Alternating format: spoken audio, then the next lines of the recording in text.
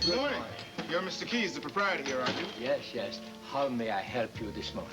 Well, by answering some questions for us, if you will. I am Detective Calvin Stoner of the Monticello Police Department. This is my partner, Damian Tyler. Good morning, Mr. Keyes. Detectives? Well, police have never been here before. What's wrong? Well, we're investigating the disappearance of a young woman, Mr. Keyes. We were hoping you'd be able to help us out by answering a few questions. A young woman? What young woman? Well, I happen to have a picture of her right here. Oh, yes. She is so very young and so very pretty. She didn't by any chance drop in here late yesterday afternoon, maybe early evening? Well, you know, that is strange. Someone was in here last night asking me same question. I don't know if it's the same girl that you're looking for. I can only tell you what I told him. And what was that? Believe me, I am so busy in here sometimes that I pay no attention to the people come in. I hardly ever look at them, especially those who only come to browse. My eyesight is so bad, I am very nearsighted. Also, sometimes my head is so full of books that I forget to pay attention to people. I see. Well, the man who was in here yesterday was an attorney. He told us that you said that the young woman left with a middle-aged lady. Is that true? Yes, she was in her middle years. At least, that is my opinion. Oh, come on, can't you give us a better description than that? I mean, was she short, tall, maybe have gray hair? She thin, heavy set? I am sorry. I am not able to do that. You see, I can remember only vaguely that they spoke together for a minute or two, and then they left together. If I thought anything at all, it would be that they were old friends who had arranged to meet here. And, oh, excuse me. Yes. Hello, Mr. Keyes. Something on zoology. Yes. Right over here, please. Well, Damian, this doesn't look like much of a beginning, now, does it?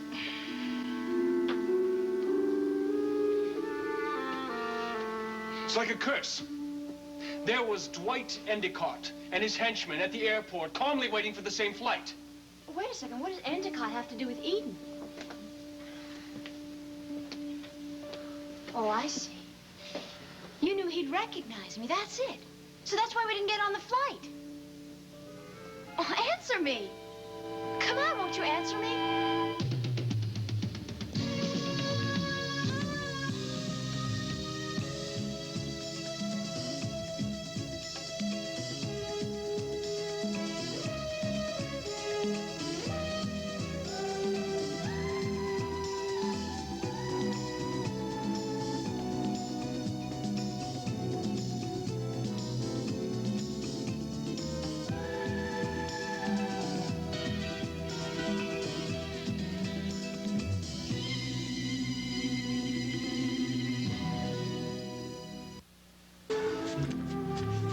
You're not going to have a hair left in your head if you don't stop that. I can't help it. It makes me feel good, and I'm not going to do anything or go anywhere until I get my strength back so I can face the world. Now, you've just worked yourself up into a frenzy. If you'd use that energy for something useful and productive, then you'd be a lot better off. How can I possibly do anything useful and productive when I am in shock most of the time? For the past couple months, I've had one shock after another, and if I have one more shock, I'm going to go stark raving mad. Now, Raven, I know you've been through a lot, but... Oh, a lot. First, my husband is shot and killed in Switzerland. And then for weeks, I think I'm a murderer. And then I am chased halfway across the country by some mad impersonator. I end up in New York and two thugs try to kill me. Now, somehow I get through all that. I come back here and find a man who looks exactly like my dead husband, who takes away everything from me. And as if one ghost isn't bad enough, another one has to show up this morning. My dear, a litany of your problems, as bad as they are not going to help your situation. Nothing is going to help my situation, because when Gunther Wagner showed up this morning, believe me, that was the absolute ultimate end. I know. It was terribly shocking to me, too. But Schuyler explained the whole thing to me. Gunther Wagner also was a victim of this scheme. You see, the man who was Jefferson Brown's servant was Gunther's brother, a man named Bruno. Apparently, your husband had hired him in Europe to further the impression that he really was Skylar Whitney. He simply called him Gunther, and no one knew the difference. Well, my whole life has been tied up with impersonators. It wouldn't surprise me if you said to me that you were really Marie of Romania. I wonder if it's possible. Geraldine, please. I was only trying to amuse you. I shall never be amused by anything ever again. When is this all going to end? I can't stand it anymore. I can't! All right, that's enough. Now just stop dramatizing yourself and listen to me. Raven, the charade is over for everyone, including you. You should be grateful that it's over. You were engaged in a colossal deception, and you know it. Now, at last, you can be yourself. Jefferson Brown and Bruno Wagner are dead. At least you have a chance to start all over again and be yourself. I won't go back to what I was. I won't. My dear girl, you have no choice. Oh, don't I?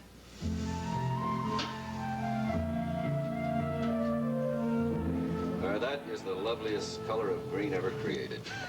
You know, I'm not going to argue with that sentiment, Gunther. It even smells good. You know, I didn't feel quite like a human being until I had my money back again. Sure is a large sum you got there, Mr. Whitney. A lot more in here, too. Oh, yes, indeed. It's all mine. Courtesy of Raven Whitney. Did they give you any trouble in there taking out that amount of money? No, why should they? I needed some money, so I had Raven write me a check. Came in here and I cashed it. I mean, it's my money anyway. Just simple as that. Well, yeah, a little friendly persuasion on my part. You know, she was a little reluctant to let go of the purse strings, even though it was my money to begin with. What did you think of her? I don't know. It's hard to tell on such a short meeting. Hey, how's this? She was the very flower of womanhood, but she wilted fast when there I stood. Did you just make that? Yeah, that's pretty good. Actually, you can't really blame the woman, though. I mean, she did see 2 ghosts within just a couple of days. Yeah, I almost felt sorry for her. Yeah, well, don't waste your gratitude on that woman. We're late? No, you're not. Come here, come here. Look at that. Well, Skylar, I think it's safe to say you're in the chips again. Oh, yeah. There's a lot more that comes from, too. That's just the beginning. As a matter of fact, you're here just when I was about to start spreading the wealth around. Gunther, here. Take this. In advance on your first month's salary. That should lift your spirits a little bit. Should buy lots of spirits. Spencer, here. This is for you. Because if it wasn't for you, I wouldn't be sitting here enjoying the hell out of myself. Skylar, thank you, but there's $6,000 or $7,000 here. You bet there is.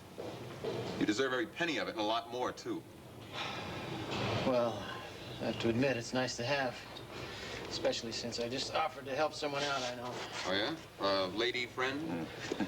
Neither a lady or a friend, just a woman I know. Well, never lend money to a woman, Spencer. You'll never get it back. In this case, it'll be a pleasure, Gunther. I just want her out of town. Well, come on, gentlemen, let's go.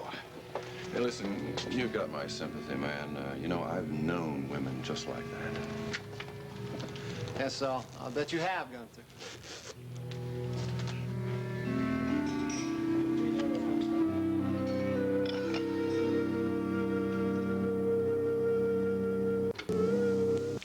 Well? What? You wouldn't need an errand boy around here, would you? Not really, but I need to see those glasses down in the center. Why do you ask that anyway? Well, I'm available. Oh, what are you talking about? Seems to me you're going to be very busy with the drama studio now that whole fiasco is over. Yeah, well, it seems like the drama studio is turning into a lost cause. Well, what do you mean? You just need students. You'll get your old students, and new students will... You'll put an ad in the paper, maybe we'll get a plug on TV. Word of mouth is always the best anyway. You just have to let people know you're open again. Well, I did get 2 students to audition last night. Well, you see there? I mean, isn't that a good sign? Oh, you should have seen the auditions, though. You wouldn't have said that. Val, I couldn't take their money. No talent? No, no talent at all. Oh. It's really funny, the people that want to be actors. Why'd you say no? I was very diplomatic. But as soon as they started the audition, I knew they wouldn't work in the business. And then Cliff and Mitzi came in. All I could do was stare at the floor. Oh, dear. Hey, come on, you gotta keep trying. You can't get discouraged because the first two people don't work out. Come on. Thanks. Appreciate your support. Hi. Hope you got my message, the one I left on your answering machine. But if you're busy, I can come back. Well, I was just about ready to leave, but I can stay if you want. No, hey, that's okay. I'm fine. But, remember what I said. Give it another chance. Okay.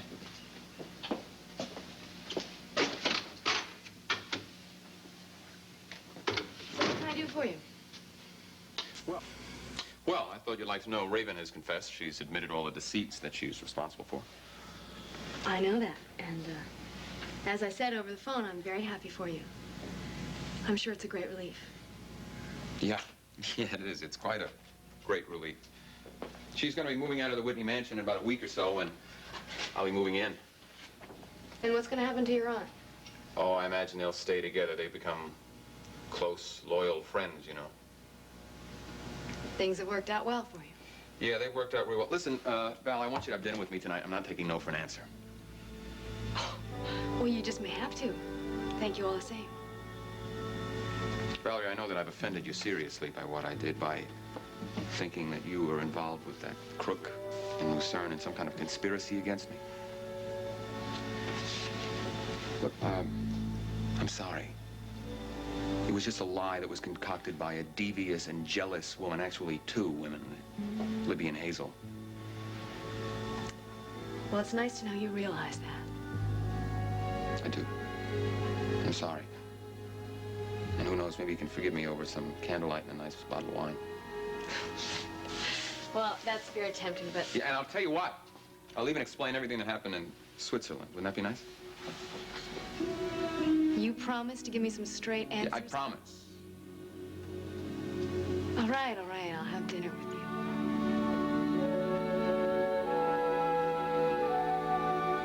I am sorry I was not able to be of more help, Detective. Yes, well, we appreciate your time anyway, Mr. Keyes. I'm going to leave this photograph with you. If you should see this young lady or the middle-aged lady, please don't hesitate to call. The phone number's on the back. Most assuredly, I will call. And in the meantime, I will try to pay more attention. Well, thanks again, Mr. Keyes. Let's go, Calvin. Thank you.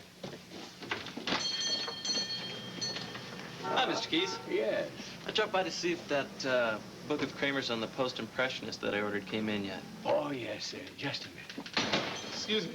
You, look familiar. Haven't I seen you in Sid's Tavern with Jody Travis? Yes. As a matter of fact, I go in there quite often now. Who are you? Oh, I'm Detective Calvin Stoner, Monticello Police Department. This is my partner, Damian Tyler. Hi, Chad Sutherland. Is anything wrong? Or did you just come by to look for books for the police library? Something is very definitely wrong. Mr. Sutherland, when was the last time you saw Jody Travis? Well, yesterday morning. Why? Where did you see her? At my studio. She's set for a portrait that I'm doing of her. What is this? Look, do you recall if she mentioned anything about having received a note or some kind of a message? A note? No, she didn't mention anything. She did say something about a meeting that she had at 6 that evening. Why are you asking me these questions? Miss Travis is missing. What? Well, since when? Since yesterday, sometime late afternoon. Well, look, if there's anything I can do, let me know. As a matter of fact, there might be. If you should see or hear from Jody, please let us know immediately. Well, of course, I will. Ah, one other thing. This, portrait that you're painting. Would you mind telling me how all this came about? It's a birthday gift, commissioned by the Endicott family. Yes, now, your book had come in. Here it is. Thank you.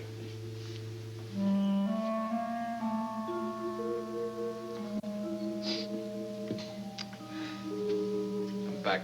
I assume my father made his flight on time. He did. It's too bad.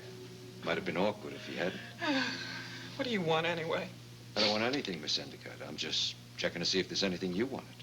Well, I'm afraid you can't oblige me. All I want is my father back home where he belongs. I wouldn't worry about him if I were you.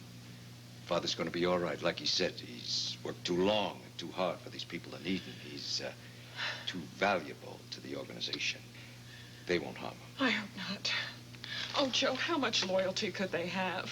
They're so concerned about the results, and then when they get them, they question the methods. I can assure you, Jim. Assure me of anything. If my father is explaining to do, it's your fault. Why didn't you do your own talking? Because I wasn't invited. Mr. Endicott was. No, it's because you're a rotten little coward. I only carry out orders. I did what your father told me to do. Nothing more, nothing less. That is a lie! My father would never have ordered you to murder those people. He would never do something like that. That is your style, not his. Whatever you say, Miss Endicott. Joe, I just want to see as little as possible of you until my father gets back. Certainly. Hello, Joe. How you doing? Hello, Eddie. What are you doing here? Thought you're supposed to stay on the other side of the tracks where you belong. Well, I thought I'd come by, take a second look, and see what a fancy art gallery looks like. Oh, something rather rare in your experience, I'm sure. You know, one thing I didn't expect to find was so much hostility. Such a fancy place like this.